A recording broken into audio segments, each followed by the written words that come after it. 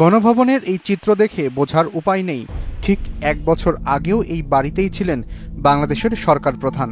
কড়া নিরাপত্তা বেষ্টনী পেরিয়ে সে এলাকায় সাধারণের প্রবেশ ছিল নিষিদ্ধ। শেখ হাসিনার পতনের পর সেই বাসভবনের আনাচে কানাচে ঘুরে দেখেছি আমরা। প্রায় ২৮ একরের পুরো এলাকা জুড়েই শুনশান নীরবতা। রাস্তার ধারে পড়ে আছে মানুষের ক্ষোভে বিধ্বস্ত নানা যানবাহন। গণভবন নিয়ে মানুষের কৌতূহলের কোনো কমতি ছিল না। শেখ হাসিনার পতনের পর এই কমপ্লেক্সের ভিতরের অবস্থা দেখার আগে ফিরে যাওয়া যাক এক বছর আগের ৫ আগস্টে। বিক্ষুব্ধ জনতা সেদিন চারদিক দিয়ে ঢুকে পড়েন গণভবনে। কেউ গেট দিয়ে, আবার কেউ ২ স্তরের ইট ও কংক্রিটের দেয়াল ভেঙে। সেদিন শেখ হাসিনার শোবার ঘর থেকে শুরু করে গণভবনের রান্নাঘর, কনফারেন্স রুম থেকে শুরু করে টয়লেট সবখানেই পৌঁছে যান তারা। তছনছ হয় পুরো কমপ্লেক্স।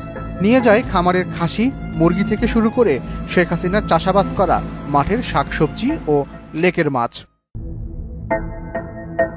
সম্প্রতি গণভবনে প্রবেশ করে সেদিনের ঘটনার ছাপ দেখা যায় সবখানেই। গণভবনের প্রবেশ মুখে থাকা কৃষ্ণচূড়া গাছটাও হেলে পড়েছে, তবে প্রকৃতির নিয়মে সেই গাছও আচ্ছাদিত হয়ে আছে তার লাল আভায়।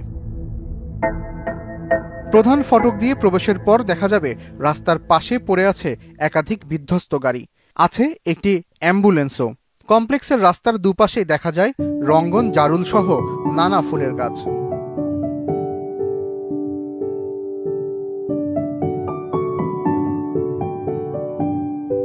লেকের পাশে গাছ ভর্তি কাঁঠাল দেখে মনে পড়ে যায় শেখ হাসিনার সেই বক্তব্য, যেখানে তিনি বলেছিলেন কাঁঠাল হতে পারে মাংসের বিকল্প। মাংসের পরিবর্তে এখন কাঁঠাল। গণভবনের লাল ইটের দ্বিতল ভবনের এক পাশে বিশাল মাঠ, তার ঠিক অপরদিকেই ঘাট বাঁধানো বিশাল লেক। এক পাশে বাড়ির বাচ্চাদের জন্য সুইমিং পুল, আর অন্য পাশে বাচ্চাদের খেলার জায়গা ও বসার স্থায়ী বেঞ্চ রয়েছে। এবার ভবনের ভেতরে যাওয়ার পালা। মূলত ভবনের নিচতলায় বিভিন্ন অফিস, কনফারেন্স রুম ছিল বলে জানা যায়। এই কমপ্লেক্স আগে গণপূর্ত মন্ত্রণালয়ের অধীনে থাকলেও এখন এর দায়িত্ব জাতীয় জাদুঘর কর্তৃপক্ষের।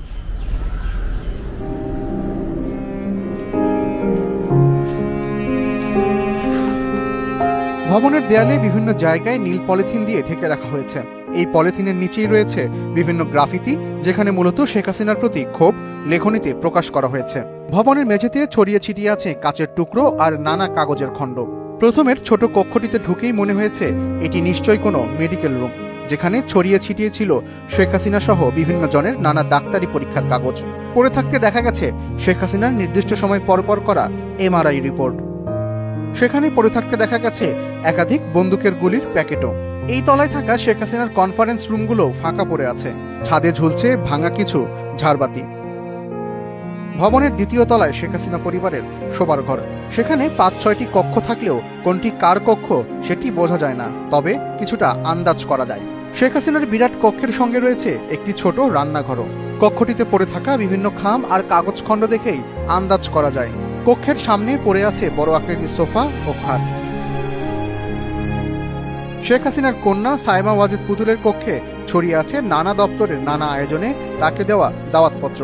কক্ষটিতে পড়ে থাকতে দেখা গেছে অটিজম সংক্রান্ত বিভিন্ন লিফলেটও। এর পাশেই আরো 3টি কক্ষ রয়েছে। আরেকটি কক্ষে পাওয়া গেছে শেখ হাসিনা পুত্র সজীব ওয়াজেদ জয়ের ছবি সম্বলিত বইয়ের প্রচ্ছদ। আছে ইংরেজি পত্রিকারও অংশবিশেষ। ধারণা করা হচ্ছে দেশে এলে এই কক্ষেই থাকতেন জয়।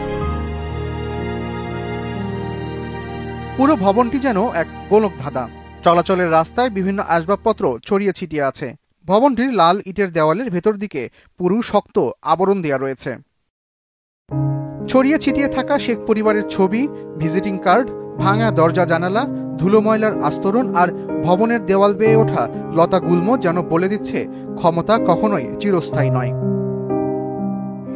ভবনটি থেকে বেরোতেই চোখ আটকে যায় ভবনের এক কোণায় সযত্নে রাখা একটি রিকশার দিকে।